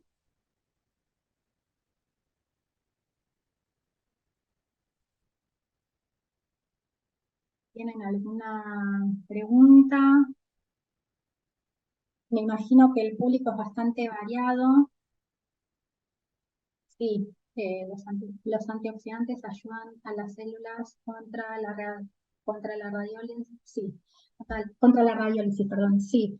O sea, hay en estudio distintos antioxidantes como la vitamina C y bueno, hay distintos estudios que se hacen, ¿sí? En pacientes que tal vez están sometidos a estudios de diagnóstico médico, tomografías computadas y hay bueno, investigaciones que se hacen justamente para evaluar estos antioxidantes y cuáles son las capacidades de los mismos. Sí, hay estudios en relación a eso.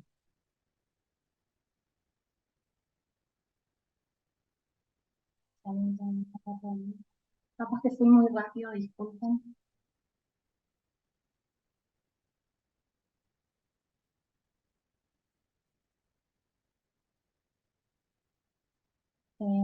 Sobre la alimentación del radiólogo.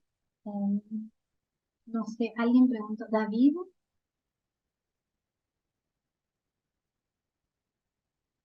Pues, no entiendo a qué hace referencia tu pregunta. Si hay alguna dieta, no sé.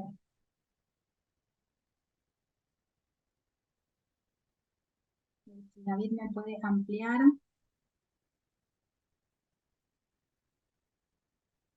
O no sé si hay alguna otra pregunta que quieran hacer.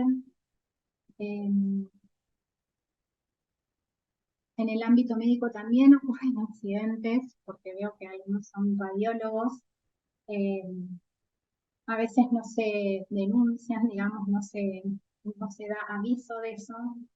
La mayoría de los accidentes no se avisan a la autoridad competente, entonces después a veces eh, bueno, uno actúa más tarde de lo que podría haber actuado, es importante actuar de manera temprana. Lo que sucede muchas veces en el ámbito médico, porque hablé mucho del ámbito industrial, es que por lo general los trabajadores están con su dosímetro personal y el dosímetro personal queda en alguna sala de operación o en algún lugar recibiendo radiación y entonces por lo general algunas solicitudes que han llegado fue en relación a eso, ¿no? A que el dosímetro está sobrepasado de los límites permitidos, entonces ahí hay que evaluar justamente, porque la dosimetría personal es un método indirecto, ¿no? Para tener un valor de dosis, entonces lo que hay que hacer ahí es justamente el ensayo de dosimetría citogenética, se le saca una muestra de sangre al trabajador y se evalúa si realmente estuvo expuesto o no a radiaciones ionizantes o estuvo expuesto al dosímetro. Pasan a menudo esos casos también, porque bueno, justamente ve uno el dosímetro con una lectura anómala, entonces bueno, ahí se empieza como a investigar qué fue lo que pasó, o si ese trabajador trabajaba en varios servicios, entonces se hace una investigación muy exhaustiva, y como solamente se tiene el dato del dosímetro personal, es necesario corroborarlo con la dosimetría citogenética, que es un método directo, porque se está haciendo a través de una muestra de sangre, evaluando los linfocitos, que son como pequeños TLD que están circulando en nuestro organismo. Entonces, hay que contrastar realmente si la persona estuvo expuesta o el TLD o el dosímetro estuvo expuesto a radiación ionizante. Por otro lado, eh, bueno, hay que enfocarse en la protección, ¿no?, radiológica de los trabajadores ocupacionalmente expuestos, pero los que trabajan con pacientes también enfocarse en la protección radiológica del paciente. Si bien las dosis que reciben, bueno, es una cuestión de costo-beneficio, eh, hay que chequear los equipos que se utilicen, que estén bien calibrados, ¿sí? Entonces hay que tomar todas las medidas precautorias para no incurrir, ¿sí?, en dosis superiores a las que están estipuladas. A ver. Muy bien. David me hablaba en referencia a la dieta. No hay nada, no es necesario ninguna dieta en particular. Siendo técnicos radiólogos, somos los más expuestos y en algunos centros no cuentan con indumentaria de protección radiológica, eh, más si son privados, y en los públicos por la cantidad de pacientes ya no se usa casi el dosímetro y eso depende de cada TOE. Bueno, a ver, el empleador les tiene que proveer de todos los elementos de protección personal. Y ustedes como trabajadores tienen que exigir, ¿sí?, los elementos de protección personal. Por ejemplo, en mi caso yo trabajo con muestras de sangre, entonces yo necesito tener mi guardapolvo, mis gafas de seguridad, necesito tener guantes, si no, no puedo manipular la muestra de sangre. Entonces es importante que, bueno, que los empleadores lo provean, pero que también los empleados exijan, ¿sí?, tener esos elementos de protección personal. Es necesario que los trabajadores ocupacionalmente expuestos cuenten con los dosímetros y que se les realice la dosimetría eh, cada 3 meses, ¿sí? Entonces, hay que requerirlo. Un poco tarde entré, ¿a qué células afecta la radiación? Si se puede hacer laboratorios. Bueno, nosotros en la presentación hablábamos que el blanco principal de las radiaciones ionizantes es la molécula de ADN, ¿sí? Y las células que son, o sea, la molécula de ADN es el blanco principal porque posee toda la información genética, ¿no? Y lo que puede provocar la radiación ionizante en las células es que vaya a la muerte celular, ¿sí? Porque ese daño no pudo ser reparado correctamente, entonces van directamente a muerte celular. Y otro que puede ocurrir es que si ese daño fue reparado, pero fue mal reparado, esa célula puede sobrevivir con ese cambio. Si ocurrió en una célula somática, estamos frente a al cáncer radioinducido, y en una célula germinal a los efectos hereditarios. Pero puede también depender de la sensibilidad de las células, ¿no? Hay células que son más radiosensibles que otras, las células más radiosensibles son las que tienen mayor actividad mitótica, mayor actividad metabólica, las menos diferenciadas. No sé si respondí la pregunta de Javier, ¿sí? ¿Se puede hacer laboratorios?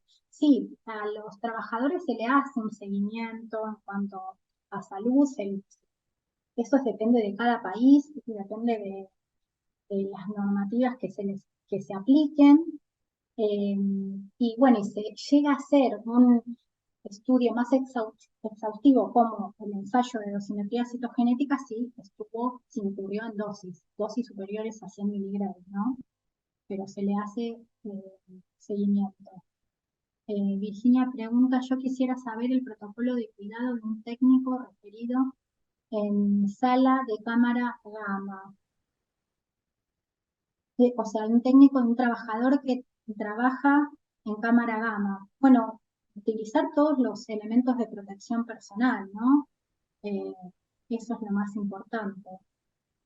No solamente los elementos de protección personal, sino que también las instalaciones sean adecuadas y que cuenten con eh, toda, o sea, con la ventilación adecuada, con el blindaje adecuado. Y por otro lado, ¿es seguro comer alimentos irradiados? Bueno, la pregunta que hace Vlad, ¿no? ¿Se llama así? Bueno, sí, hay alimentos que se irradian con fines también de esterilización, y sí, es seguro, por supuesto, porque son dosis que no incurren en un efecto sobre nuestra salud, se irradian con fines de de esterilización, de última, o sea, también estamos expuestos, por ejemplo, a la radiación de fondo, la radiación cósmica, ¿sí? Sobre los cuidados en radiología dental, tanto para el odontólogo y o radiólogo y para el paciente. Bueno, en radiología dental es importante que el equipo esté en una sala con el blindaje adecuado, que el radiólogo use todo el equipo de protección personal y que al paciente se le provea también, ¿no? Por ejemplo, del cuello, ¿sí? Que protege la tiroides. ¿Alguna otra duda? Creo que fui respondiendo, me avisan si me salté algo.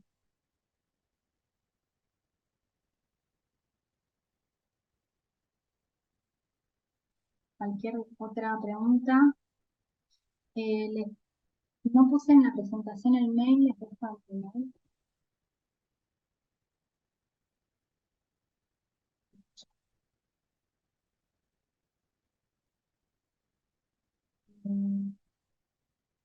No sé si hay alguna otra persona del ámbito industrial, del ámbito médico, veo más como del ámbito médico, ¿no? Por las preguntas que surgieron.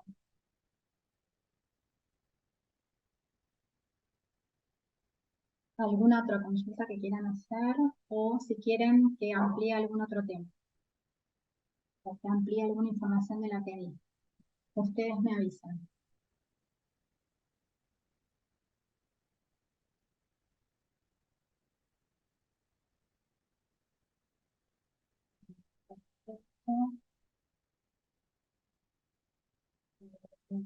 No sé si se encuentra el moderador.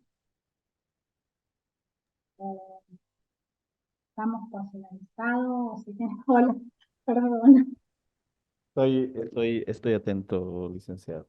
Licenciada, tal vez están un poquito tímidos nuestros participantes, pero le hicimos la invitación con un objetivo principal que tenemos nosotros. Bien Atómica se caracteriza por brindar el servicio de dosimetría personal y un conglomerado de servicios en lo que viene a ser protección radiológica, ¿no? En memorias de cálculos de blindajes, capacitaciones, y este espacio gratuito que nos fortalece para que muchos de nuestros profesionales conozcan en realidad nuestra legislación. Existió, licenciada, desde 2019 una transición de cambio del regulador. Entonces, eso está haciendo que muchos de nuestros profesionales recién vayamos asimilando ciertos conceptos y cierta normativa que mucho tal vez no lo aplicamos, ¿ya? Y la objetividad de este curso era en función a muchos, por decirle, muchas dudas que tenían tal vez algunos de nuestros profesionales. ¿En qué sentido? un poquito de desconocimiento, tal vez ahí apelo a su experiencia, tal vez de brindarnos y darles la serenidad y la tranquilidad a nuestros profesionales. Si bien nuestra normativa nacional, acá de Bolivia, establece que nuestros trabajadores deben ser expuestos a, bueno, en promediado en 5 años a 100 milisieverts, lo que conlleva que 20 milisieverts deberíamos de tener de exposición anual, ¿no? Eh, la consulta viene la siguiente, y es como usted se refería, ¿no? Pasa que en algunos casos, muchos, no muchos, selectos, por decirles así, por algún descuido, por alguna, no están tal vez acostumbrados aún con el dosímetro personal. He visto a algunos de mis profesionales, les veo en la calle y les saludo y veo aún, ¿no? Con el dosímetro, cosa que no debería de ser, porque el dosímetro es para que mida, es decir, ¿no? La dosis ocupacional durante la actividad laboral. Pero mi consulta va en la siguiente, licenciada. A veces nos llegan, ¿no? Algunos datos o llamadas o mensajes de una preocupación en el cual se asustan y dicen, uy, le cuento que he sido sobreexpuesto, eh, he sentido, y viene así, ¿no? He sentido dolor de cabeza, mareos, en una instalación de rayos X, le hablo, ¿no? Algunos me dicen, ¿no? El día de ayer hemos tenido realmente este mes muchísimos diagnósticos de tórax en rayos X y el ambiente es pesado, y me influye, va por un lado y usted nos los va a aclarar y bueno, creo que muchos van a tomarle más la palabra que usted tiene, no en función a que otros le podamos dar. Entonces, uno, por empezar eso, y lo segundo, cuando nosotros medimos los dosímetros o laboratorio en realidad, ¿no? A veces existen lecturas de 10 o 4 o 5 milisieverts, en algún caso excepcional, 15 milisieverts las dosis. Y ahí viene el miedo. No sé si miedo o por parte de ellos en dar a conocer por qué esa medida. Tal vez usted debería darnos señalar cuál es el procedimiento un poquito más tranquilizador para ellos y en función, obviamente, si esa dosis que ha asimilado oscila en ese rango, ¿no? 10, 5, 4, lo más fuerte que hemos tenido ha sido de 15 milisieverts. Y a veces, bueno, tratan de justificar el descuido, haberle dejado cerca la fuente, o etcétera. Pero me gustaría que lo puntualice lo que usted señaló, ¿no? Que los AUSAS se hagan con anticipación y no cuando ya tengamos secuelas en el tiempo, Exacto, licenciado, ¿no? Si nos exacto. puede ayudar en eso. Sí, por supuesto. Bueno, o sea, en primer lugar, bueno, con respecto, es importante que utilicen justamente el dosímetro porque el dosímetro nos va a indicar si incurrieron en alguna dosis que supera los límites permitidos. Como usted me mencionaba, estamos hablando de 20 milisievert año, ¿no? Son los límites en Bolivia. O 100 milisievert en 5 años, ¿no? Perdón, usted me dice, porque tengo los valores de Argentina. Entonces, cada país asume valores, ¿no? Entonces, si siempre se mantienen en ese rango, no tienen por qué eh, estar preocupados porque están dentro del rango de dosis permitido para un trabajador ocupacionalmente expuesto. Como para que ellos se queden tranquilos, se ve algún tipo de fluctuación en, en los niveles, ¿sí? de las células sanguíneas, como por ejemplo linfocitos, glóbulos rojos, a partir de 250 milisievert,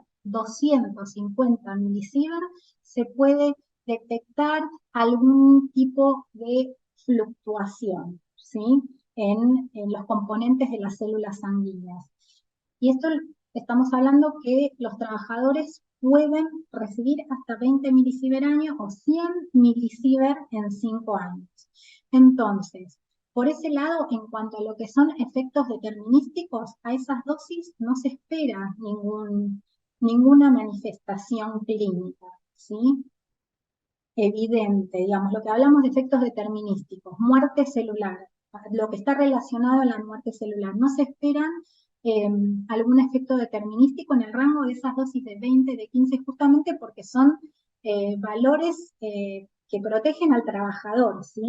A partir de los 250 milisieverts se puede, por algún estudio o por algún análisis de sangre, ver alguna pequeña fluctuación. Y con dosis de alrededor de 800 y 1000 miligray, ¿sí? Hablamos de dosis absorbida para efectos determinísticos, sí se va a manifestar, se van a empezar a manifestar lo que sería el síndrome agudo de radiación, pero estamos hablando de dosis mucho más elevadas. No sé si eso como que, si responde un poco o si da un poco más como de tranquilidad. O sea, estamos hablando de dosis muy bajas en donde no van a incurrir en algún efecto determinístico. Obvio que toda dosis distinta de cero, eh, nos puede tal vez ocasionar algún tipo de efecto estocástico, pero eso no lo vamos a saber. También puede verse afectada alguna persona del público, digamos, por esa dosis distinta de cero. Pero no, lo que hay que tener en cuenta que en cuanto a efectos determinísticos, esas dosis justamente son dosis adecuadas y son las que, eh, bueno, imponen, ¿no? Todo lo que es la Comisión Internacional de Protección Radiológica, ¿sí? El Organismo Internacional de Energía Atómica, entonces están dentro de los rangos normales.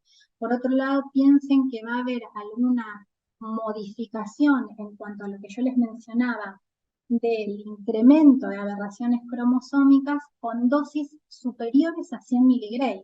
Voy a poder ver un cambio en la inducción de aberraciones cromosómicas, en el incremento de aberraciones cromosómicas. Tiene que ser mayor a 100 miligray. Entonces, el límite de detección, por ejemplo, de ese ensayo, que es muy preciso y que va a servir para realmente saber si la persona estuvo expuesta o estuvo expuesto en dosímetros a partir de 100 miligray, 100 milisievert. Menor a eso, no se va a ver modificado, ¿sí? No va a haber una modificación en la estructura del ADN, ¿sí? No sé si respondí un poco, No, no, me quedó bastante claro. Yo sé que también creo que ya han comprendido muchos de los profesionales, ¿no? sí, siempre Y respetando los límites, ¿no? Y siempre haciendo uso de los elementos de protección personal, tanto para los trabajadores como para los pacientes, como me preguntaba recién, eh, creo que era un radiólogo, perdón, David. O sea, es importante también proteger al paciente, ¿sí? Entonces, como para que tengan en cuenta eso. Y bueno, y a veces lo que sucede en algunas situaciones como anómalas y que no se conoce porque no tienen el dosímetro, pasó algo que se salió de control, no están los dosímetros personales, los dosímetros ambientales, la gente, los trabajadores se pueden poner nerviosos, obviamente, se pueden estresar, ese estrés hace que les duela la panza, eh, que tengan cefaleas, que empiecen con náuseas, pero tal vez no significa que hayan incurrido en una dosis, pero también es importante atenderlos, guiarlos y realmente verificar si esa persona estuvo expuesta o no a radiación ionizante, más allá tenga o no dosímetro. Hacer una buena reconstrucción del escenario es lo más importante, ¿sí? Y llamando a los especialistas, ¿sí? En Bolivia hay un laboratorio de dosimetría citogenética. Yo después les voy a pasar el dato, así que cuentan con esa capability, digamos. Es importante que ustedes también lo sepan. Pero bueno, la dosimetría citogenética llega cuando las dosis fueron superiores a 100 miligray, ¿sí? Cuando el dosímetro marcó más de 100 milisievert, ¿sí? Ahí está. perfecto. Sí, ahora sí, completamente clarísimo, licenciado, ¿no? Sí, Y pero a ver bueno, sí, si nos pasa el datito al menos, esto para tranquilidad, ¿no? Hay muchos sí, vienen preocupados y argumentan a veces, ¿no? Como tip. nos Sí, llaman y tanto ha sido expuesto, que tenemos en cuenta que ahora el trabajador tiene que estar en reposo unos 5, sí, 6 días, 10 días. No, no, sí. no es tan No, así. no, tampoco, claro, el hecho de, eh, o sea, jugar con los tiempos, poner un trabajador después al otro, no es lo ideal. Eso es en un caso más de emergencia, digamos, ¿no? Eh, pero lo ideal es justamente cumplir con toda la normativa, con todos estos controles tecnológicos que les mencionaba en las instalaciones y con los equipos de protección personal. Y bueno, eh, siendo trabajador también exigirle al empleador, ¿no? Es importante. Y por otro lado, eh, ver la pertinencia de realmente llevar a cabo, ¿sí? Un análisis eh, posterior o un análisis exhaustivo como es la dosimetría citogenética, por ejemplo. O sea, hay que ver la pertinencia de eso, porque si la persona estuvo, o sea, si el dosímetro personal está por debajo de esos 100, ¿sí? Milisievert, no tiene sentido. Entonces, toda evaluación tiene que ser pertinente de acuerdo a cómo haya sido el escenario de sobreexposición. Sí, o sea, no sé, igual cualquier duda que tengan, o sea, ahí les dejo mi mail de contacto. La verdad que eh, no sabía si iba a haber como más del ámbito médico, del ámbito industrial. Traté como de abordarlo de las dos aristas. Tal vez en el ámbito industrial son los accidentes que pasan más a menudo en lo que es en el área de gamografía industrial, es donde eh, más experiencia tenemos. En el ámbito médico pasa también, como mostré, en estos pacientes que tal vez estuvieron muy sobreexpuestos a radiaciones. Y los médicos tal vez que, en mi experiencia, que analicé eh, con estos métodos de dosimetría citogenética, fueron médicos que estuvieron involucrados, médicos del área de la cirugía radioguiada, donde vieron un valor anómalo en su dosímetro. Algunos de ellos directamente fue que el dosímetro lo dejaron en la sala de operación y no es que estuvieron expuestos ellos, ¿sí?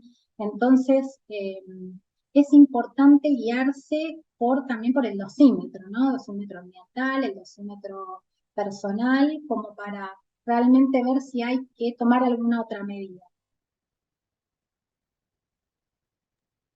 Bien, si no hay más consultas de nuestros participantes, me voy a quedar con lo último que usted señaló, licenciada, que es justamente dar una retrospectiva de los hechos, ¿no?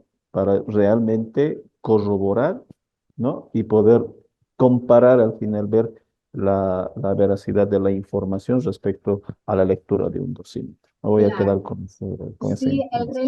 el relato de la persona es muy importante, el relato de la persona, y por otro lado no tener miedo em, de decirlo, ¿no? Porque está en juego tal vez la salud de la propia persona. A veces no se avisan este tipo de accidentes porque la persona tiene miedo de perder su trabajo, y eso es una realidad, ¿sí?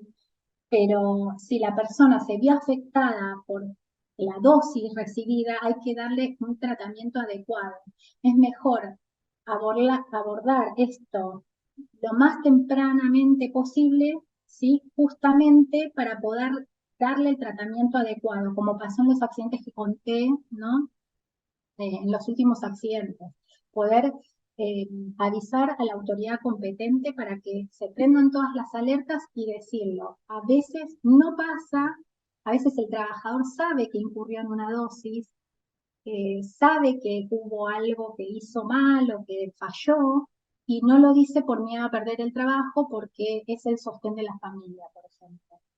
¿Sí? Pero bueno, también la persona se tiene que cuidar su salud porque justamente es el sostén de la familia, ¿sí? Entonces, un poco es lo que les puedo transmitir de las situaciones en las que estuve involucrada en este tipo de accidentes, que pasa muy a menudo, que no se dicen por miedo a perder el trabajo, pero después se manifiestan, ¿sí? Esos signos y síntomas y es más difícil poder dar un tratamiento más adecuado, ¿sí? Es para que lo tengan en cuenta. Pero que no tengan miedo, uno siempre tiene que, piensen que yo trabajo con muestras de sangre y bueno, no, yo no sé si la muestra de sangre está infectada, si el paciente tuvo algún tipo de infección, yo siempre la trato como potencialmente infectada, entonces, bueno, es cuidarse, ¿sí? Es cuidarse y exigirle al empleador que les dé los elementos de protección personal. Como cualquier profesión, como la persona que maneja un taxi, tiene que respetar las normas de tránsito, bueno, acá es lo mismo, ¿sí? Eh, Respeto, pero no tener miedo, siempre blindaje, tiempo y distancia. Bien. Si no hay más, creo que no veo más consultas en el chat. No queda más, licenciada, pues agradecerle por su participación valiosa. Mm, Hasta yo he asimilado bastante, me ha aclarado muchísimo, más dudas. Entonces, cada día creo que todos aprendemos algo nuevo. Entonces, muchísimas gracias, licenciada. Estoy eternamente a nombre de Atómica, le damos una cordial bienvenida a nuestro equipo de profesionales que siempre vamos sacando algunos espacios para poder difundir nuestra normativa, el tema de protección radiológica, el tema del uso de los dosímetros, de la importancia del uso, de lo importante de la salud de nuestros trabajadores. Y bueno, y trabajamos para que ese objetivo sea alcanzado a nivel normativo incluso. Muchísimas gracias, licenciada. Un cordial saludo desde acá, desde el corazón de Bolivia, de toda Sudamérica y bueno, obviamente a nuestros participantes, gracias por su tiempo, gracias por el continuo aprendizaje de cada uno de ustedes y bueno, vamos a tratar de sacar muchos más cada mes para que podamos llegar y aprendamos todos de manera junta, ¿no? Muchísimas gracias. Su Muchas gracias despedida, a ustedes. licenciada. Muchas gracias a ustedes por darme esta posibilidad, gracias a todos los que participaron. Bueno, si después surge algún otro tipo como de tema que quieran abordar más específicamente, fue bastante amplio esto, entonces Ujú. tal vez como que uno tenía que ir acotando un poco para llegar. Pero cualquier otra consulta, cualquier tema que se quiera abordar más en profundidad, lo podemos hacer. Así que gracias también a ustedes y a todos los que participaron. No, muchísimas gracias. Gracias a todos. Creo que incluso tenemos de países vecinos de Argentina, Colombia, Chile. Nos ha llegado y para algunos que me están consultando al celular, tenemos registro al momento de inscripción. Entonces, esta clase la hemos ido grabando para que unos que han ingresado un poquito más tarde puedan entrar a revisar. Se les va a enviar a sus correos el enlace para que puedan ver esta linda participación del día de hoy. ¿Ya? Muchísimas gracias, buenas noches a todos y será hasta otra Gracias a todos. oportunidad. Gracias, Gracias. licenciado. Un abrazo. Chao, hasta luego. Gracias.